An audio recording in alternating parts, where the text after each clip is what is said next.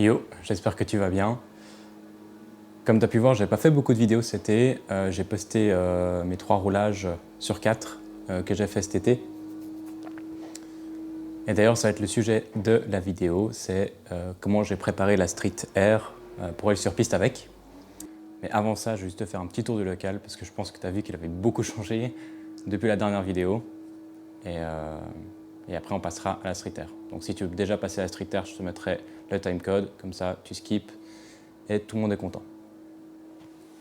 Pour commencer, à ma droite, une moto que vous ne voyez pas, c'est la CBR. Donc elle est toujours là, sauf que j'ai abandonné complètement le projet piste pour 2 raisons.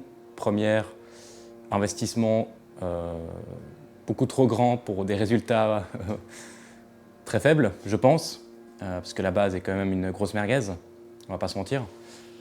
Et grosse raison numéro 2, c'est que mon pote Nico voulait faire de la moto. Donc quoi de mieux qu'une moto qui traîne pour qu'il commence la moto. Donc ce qu'on a fait, c'est qu'on est passé chez GBK Moto.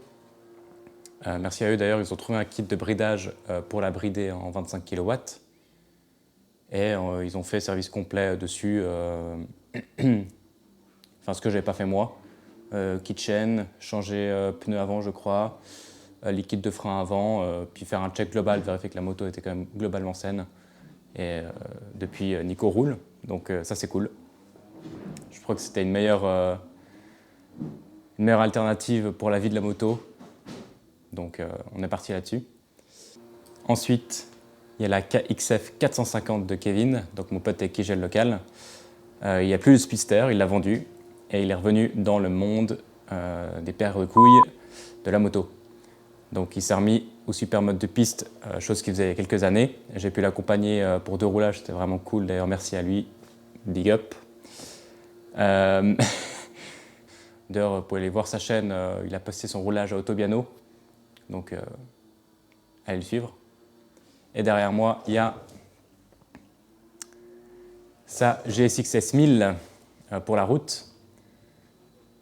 Et ce qui est cool, c'est qu'on va pouvoir enfin rouler et se faire des balades, des cols avec nos 2 motos. Donc ça peut être pas mal aussi, on va essayer de faire 2-3 vidéos, on verra le temps qu'on a et l'envie qu'on a de filmer quand on roule.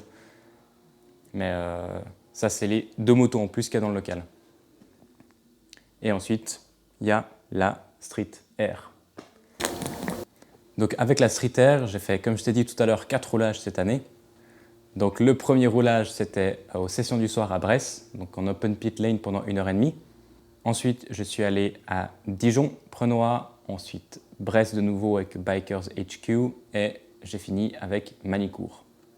Maintenant, je vais juste rapprocher la caméra un peu plus de la street, comme ça je te montre ce que j'ai fait dessus et puis ce que je compte faire cet hiver. Allez.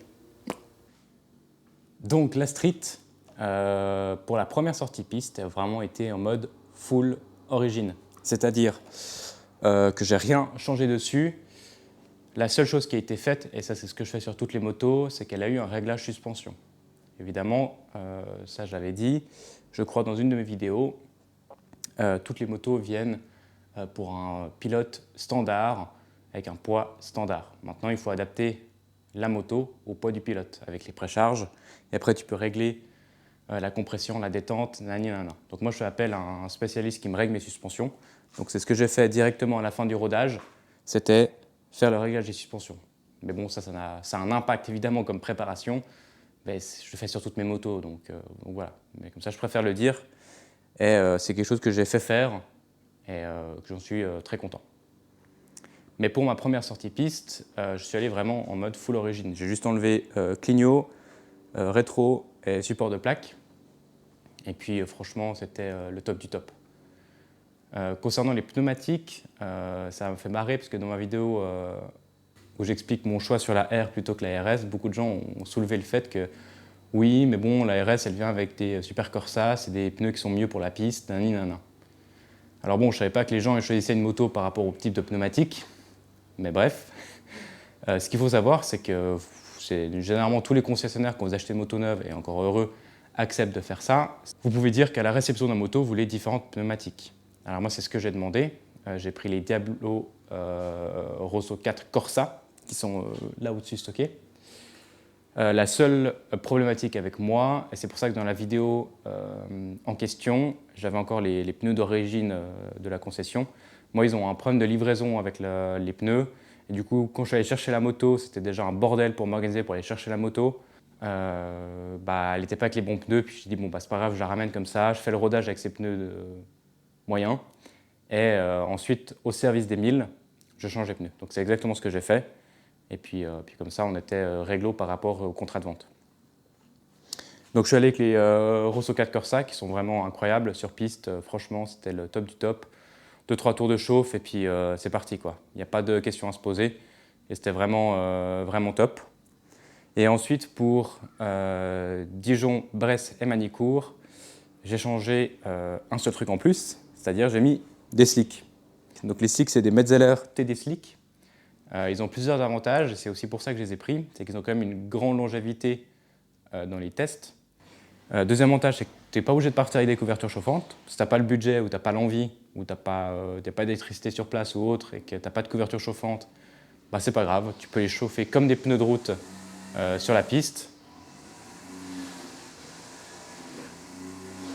Et surtout, dernier point, je vais parler un peu plus fort avec les jardiniers, c'est qu'ils sont réversibles.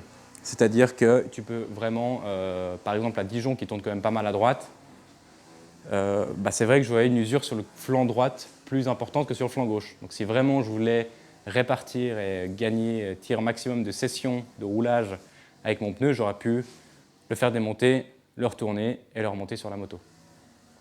Chose que je n'ai pas fait parce que j'ai la flemme. Mais voilà, donc c'est vraiment des pneus qui sont top. Moi j'avais les couvertures chauffantes, donc je me posais encore moins de questions. Et puis comme ça me permettait de partir avec des pneus chauds qui sont vraiment, vraiment top pour la piste. Et vraiment de me concentrer juste sur mon pilotage et pas sur ma pneumatique.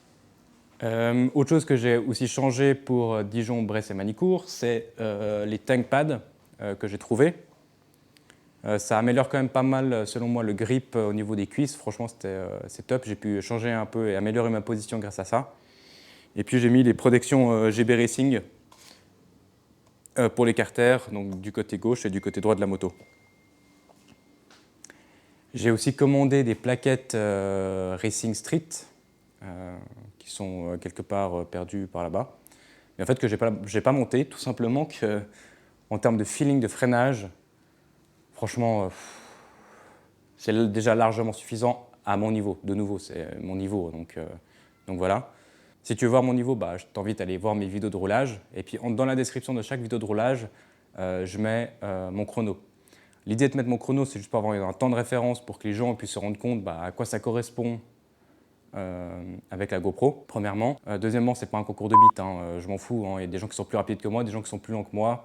Ce n'est pas ça la question. Il y a toujours quelqu'un de plus fort, toujours quelqu'un de plus nul que toi sur piste. C'est vraiment pas ça l'idée, mais par contre, c'est juste pour donner une référence pour moi, pour mes archives, et puis pour les gens qui regardent, moi je roule en temps. C'est-à-dire que c'est vrai que lui, il prend mieux ce virage-là, c'est-à-dire que je peux peut-être regarder ça. Ou en fait, il roule comme une patate. Moi, je roule 30 secondes de plus que lui, enfin de moins que lui. Donc, je regarde sa vidéo juste où je ne la regarde pas. Mais bref, passons. Et petite astuce pour ceux qui veulent avoir leur chrono avec une moto d'origine et sans dépenser pour un Starlane. Moi, j'utilise l'application sur Android qui s'appelle Race Chrono, qui est là. Et dans mes sessions, tu peux voir que justement, j'ai toutes mes sessions. Donc là, Manicourt, Manicourt, Manicourt. Après, j'ai Brest, Brest, Brest, Brest, Dijon, etc. Et c'est vraiment bien fait. Si tu regardes Manicourt, tu prends ma session. Là, on voit mon meilleur tour en 2,02,10. Et boum, tu as directement ton tracé avec tes vitesses de passage pour chaque virage. Alors, est-ce que c'est super précis ? Je pense qu'un Starlane fait beaucoup mieux son taf. Mais juste pour avoir une indication, une référence pour toi entre tes sessions, puis voir si vraiment tu as progressé, que tu as roulé mieux, tu as roulé moins bien que la session d'avant, c'est vraiment, vraiment le top. Et maintenant, en termes de préparation que je vais faire cet hiver, donc j'ai 2-3 idées pour faire une petite préparation un peu plus poussée pour la piste. De toute façon, je vous sortirai des vidéos complètes avec le reveal et après le montage de toutes les pièces ou accessoires en fonction de ce que je me décide à faire ou pas. En tout cas, ce qui est sûr et certain, un des premiers trucs que je vais acheter, c'est des commandes reculées. Brest et Manicourt, j'ai frotté des deux côtés, donc j'aimerais gagner un peu en hauteur au niveau du sol, donc je vais installer ça. Et puis et puis le reste, vous verrez. Donc n'oubliez pas de vous abonner, et puis on se retrouve bientôt pour les modifs de la street. Allez, peace.